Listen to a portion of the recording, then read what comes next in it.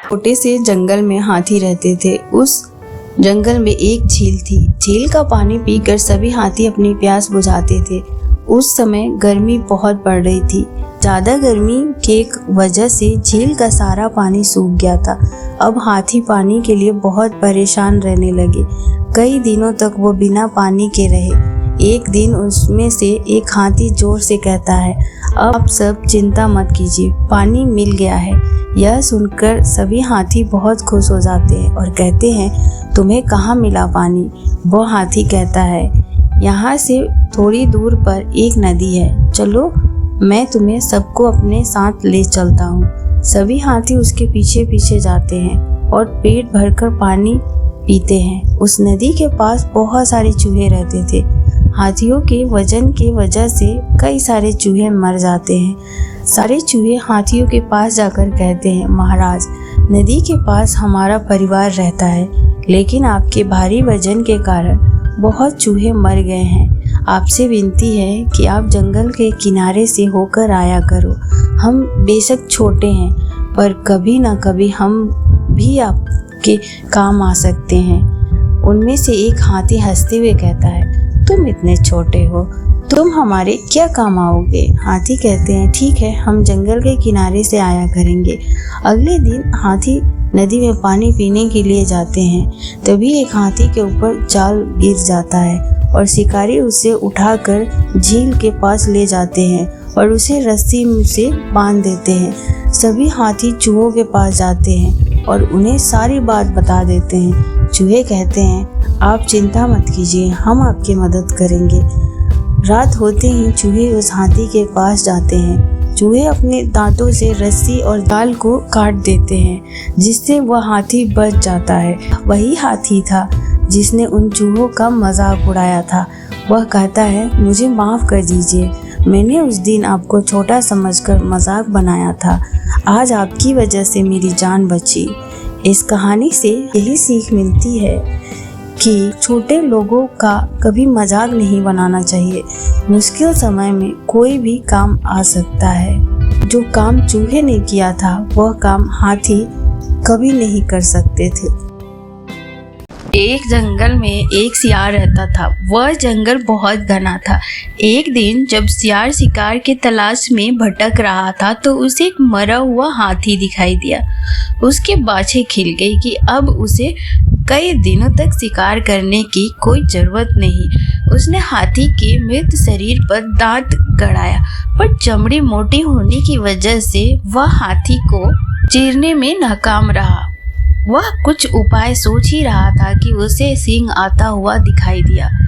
आगे बढ़कर उसने सिंह का स्वागत किया और हाथ जोड़कर कहा, स्वामी, आपके लिए ही मैंने इस हाथी को मार कर रखा है। आप इस हाथी का मांस खाकर मुझ पर उपकार कीजिए। सिंह ने कहा, मैं तो किसी और के हाथों मारे गए जीव को नहीं खाता हूँ, इसे तुम ही खाओ।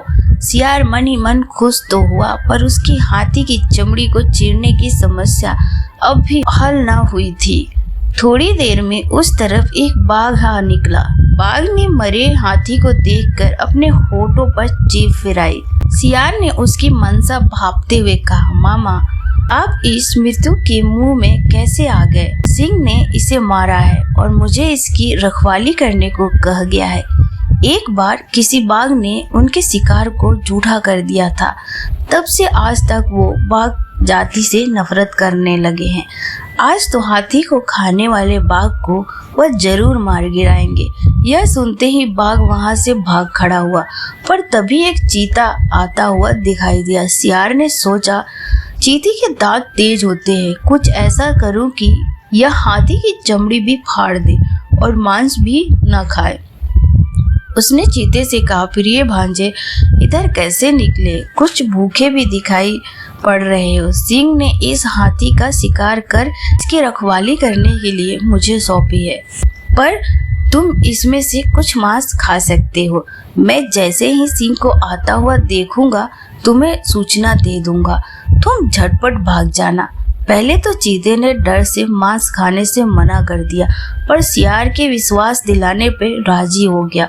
चीते ने पल भर में हाथी की चीर फाड़ दी। जैसे ही चीता ने मांस खाना शुरू किया कि दूसरी तरफ से देखते हुए शिकार ने घबराकर कहा, भागो जल्दी भागो, सिंह आ रहा है। ना सुनना था कि चीता सरपट भाग खड़ा हुआ। शिकार बहुत खुश हुआ। उसने कई दिनों तक उस विशाल जानवर का मांस खाया। सिर्फ अपनी सूझबूझ से छोटे से शिकार ने अपनी समस्या का हल निकाल लिया। इस कहानी से हमें यही सीख मिलती है कि बुद्धि के प्रयोग से कठिन समस्या भी हल हो जाती है। एक घनघोर जंगल था। उस जंगल में अनेक जानवर रहते थे। एक दिन भेड़िया, लोमड़ी तथा शेर साथ साथ शिकार करने निकले। शेर इन सब का अगुआ था। शीघ्र ही उन्होंने एक भैंस पर हमला कर उसे मार डाला। लोमड़ी ने भैंस के 4 हिस्से किए। सभी जानवर अपना अपना हिस्सा खाने के लिए बेताब हो रहे थे। तभी शेर ने दहाड़ते हुए कहा, सब लोग शिकार से दूर हट जाओ और मेरी बात सुनो। शिकार का पहला हिस्सा मेरा है, क्योंकि शिकार करने में मैं तुम लोगों का सहयोगी था। दूसरे हिस्से पर भी मेरा ही अधिकार है, क्योंकि शिकार करने में मैं तुम लोगों का अगुआ था। तीसरा हिस्सा में भी मेरा ही है, क्योंकि यह हिस्सा मुझे अपने बच्चों के लिए चाहिए। अब रहा चौथा हिस्सा। यदि तुम में से किसी को यह हिस्सा चाहिए तो आ जाओ, मुझसे लड़ाई में जीत कर ले जाओ अपना हिस्सा। रिछ, भेड़िया और लोमड़ी ने चारों हिस्से से शेर को दे दिया और वहां से चुपचाप खिसक गए। इस कहानी से यही सीख मिलता है कि जिसकी लाठी उसी की भैंस।